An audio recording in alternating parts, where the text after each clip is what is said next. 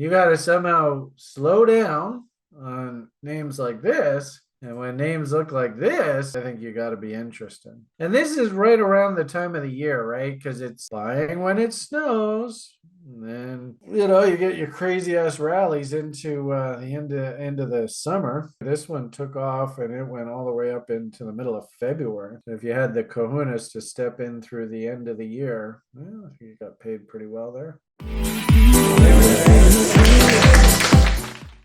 We are now back in the world where if I say, do you want to buy some shit coins? Doesn't have to be with Bitcoin. Do you have any idea who I'm talking about? Because that's basically the type of environment that we're back in now. You got to somehow slow down on names like this. And when names look like this, yeah, I think you got to be interested. I mean, there's so many of them. Look at that guy. And this is right around the time of the year, right? Because it's buy when it snows. So, I mean, maybe you don't go in full bore here. Maybe you buy a little bit, little bit, little bit, little bit, little bit. But basically, buying when it snows. And then, you get your crazy ass rallies into the end of the summer. Look at this one here. This one took off and it went all the way up into the middle of February. So if you had the kahunas to step in through the end of the year, well, you got paid pretty well there. But I mean, look how far these things have to go. If you actually zoom out and look at the entire range, as I said before, I mean, this is why I really like playing this venture cap space. This thing's got a world of room to run.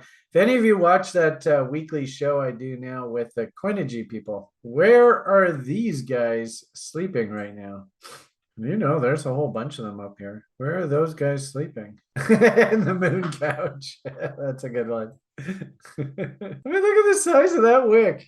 That's what she said. Hey, and look, there's a whole bunch of them here too. I think the whole way along, there's tons of them. And the irony of it all is that 9 times out of 10, these people will be released. When the market does rally up into these levels, they'll be quick to get the hell out of there. I mean, look at this. So some clown got suckered into buying here, and the market eventually worked its way up into these levels and released that guy. And then there's a whole bunch more new ones put in right here. You can see the market worked its way back up. Oh, these guys got released. Well, but then they created a whole bunch of new ones. So as it stands right now, probably, oh, wow, look at the size of this one. So there's a ton of trap bulls in this candle way up here. See, this is what they're probably doing to Loom right now, is they're probably creating a whole bunch of trap bulls. Poor old bulls. They're going to be trapped up there for quite a while. That's why you just can't buy that. Cannot touch that when that happens. You just got to leave it alone.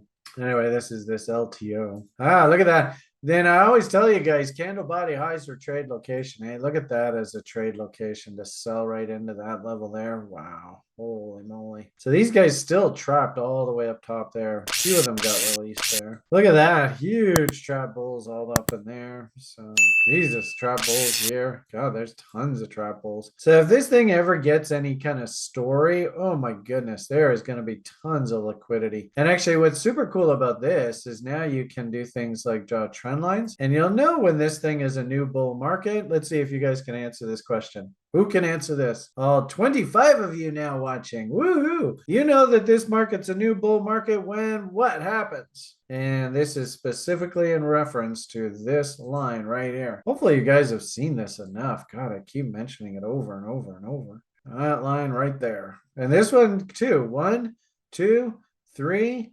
4, 5 tags. Oh my goodness. The magic is we know that this thing is trending higher if we actually see a W on the other side of this yellow line. So fascinating to see how we went down, up, down.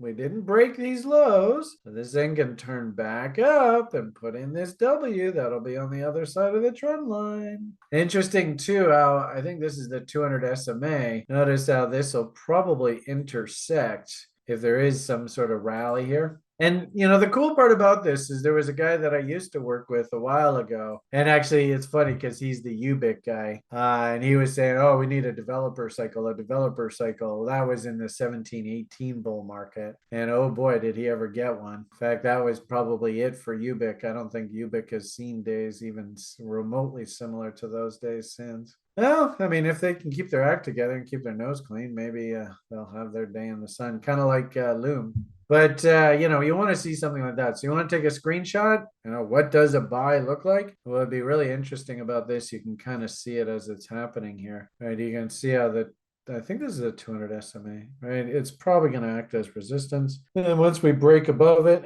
then all these moving averages will be support, and away we go. Kind of like what happened here. See how we ran up, then break, and then break above it, and then you got your bull run. Who knows how long this shit's gonna last?